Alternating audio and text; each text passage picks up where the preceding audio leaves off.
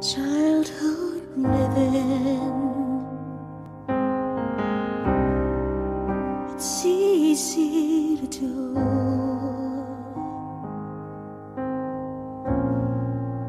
The things that you wanted,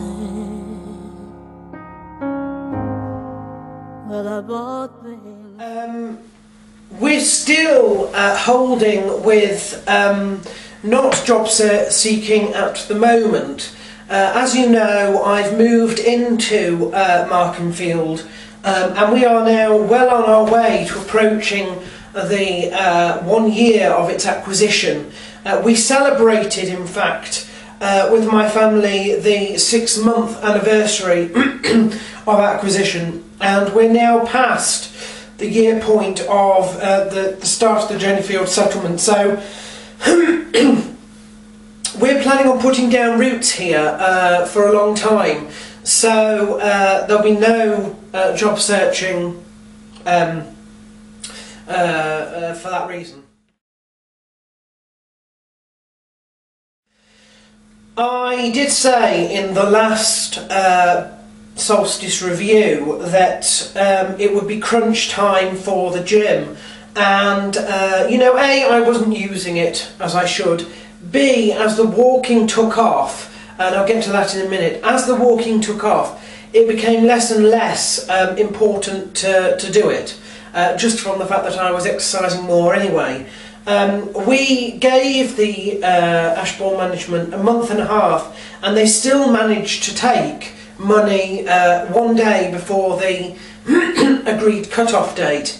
I am now free of them, I am glad to say, and that did leave a slight aftertaste on what in every other way was an amicable split.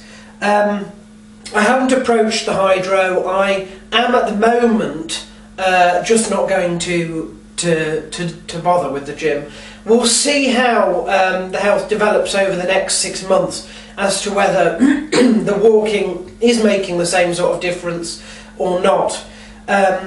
And that brings me on to the walking, in fact, and that has gone extremely well.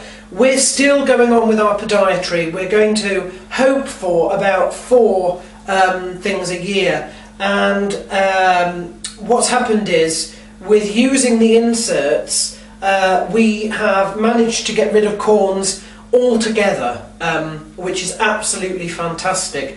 That was a major point that was stopping me from walking, and we've invested in walking shoes. I'm not sure how well they're going to hold up. We've had them for maybe since the equinox, and they're already showing signs of wear, which maybe just shows how much walking I do. But you know, I'm trying to do a hard balancing act of investing in things that actually work, versus spending so much on stupid things like, you know, shoes and podiatry that I can't do anything else.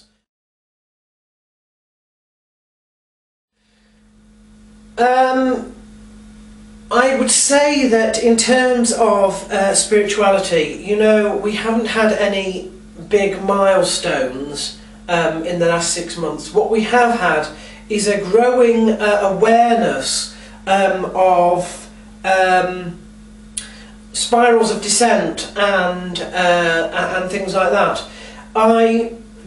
It's a lot to explain, and if you have read any of my notes on Facebook or anything like that, it's come up several times. I'm not going to use this Solstice review as a time to explain everything all over again. I will just say that that's where I am at the moment. It's in dealing with things like that. And, you know, frankly, there's a lot to be attacked on at the moment. You know, our family has gone through what I would consider a very rough 6 months. That's not just me, that's other members of my family as well. I can't talk about a lot of that at the moment because the processes for it are still ongoing, and you know, until it's complete and things have changed, I can't really go into it.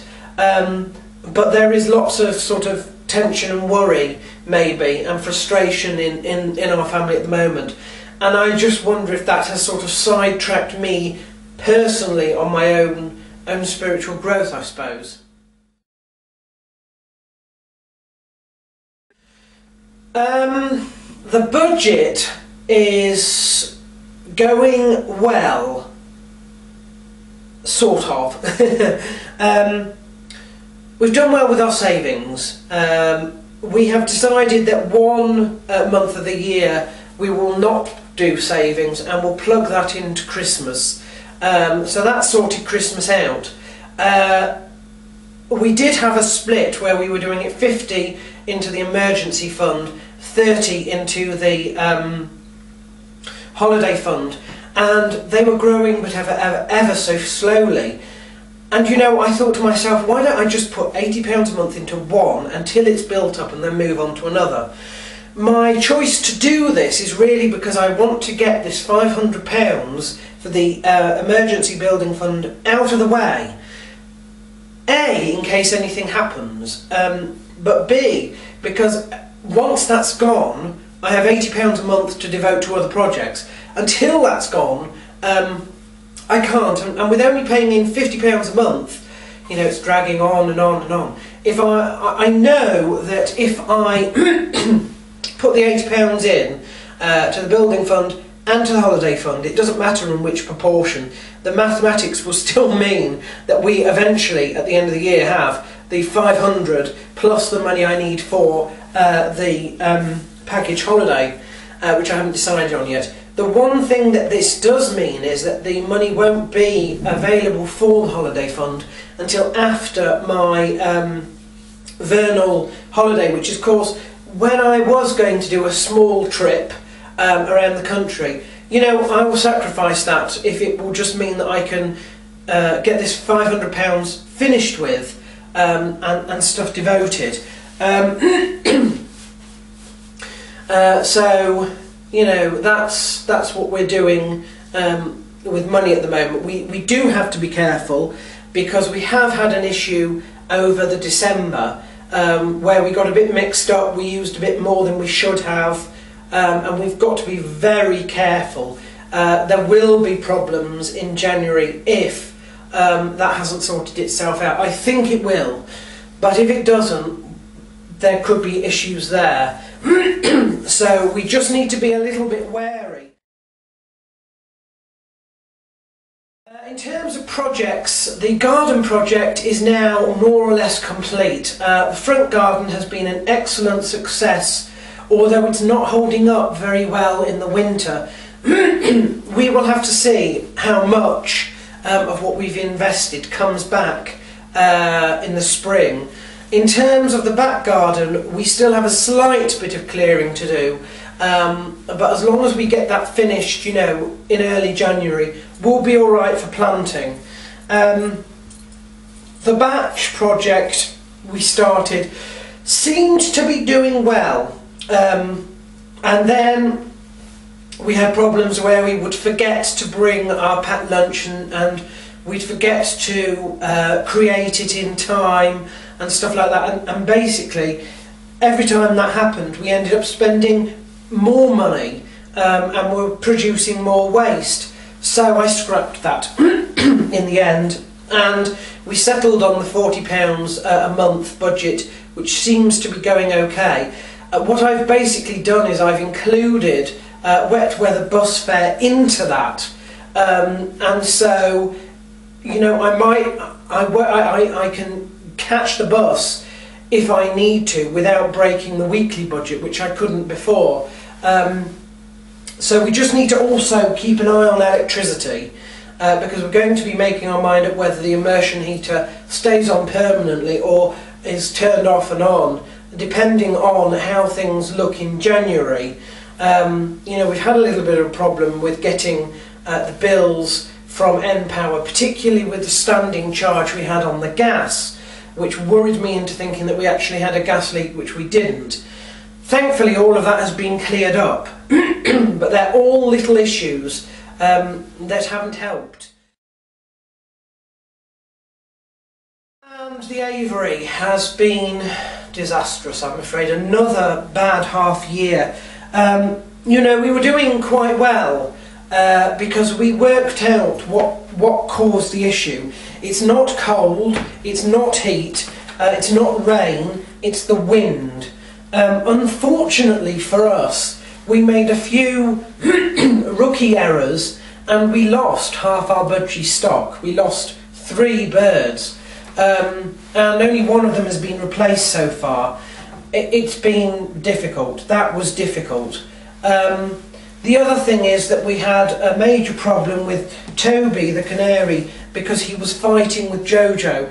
Jojo ended up with broken toe, which is healed, but unfortunately Toby's was a little bit worse, and he did actually spend 3 weeks you know, in quite intensive sort of medication in the hopes that he would avoid having to have an amputation of one of his toes.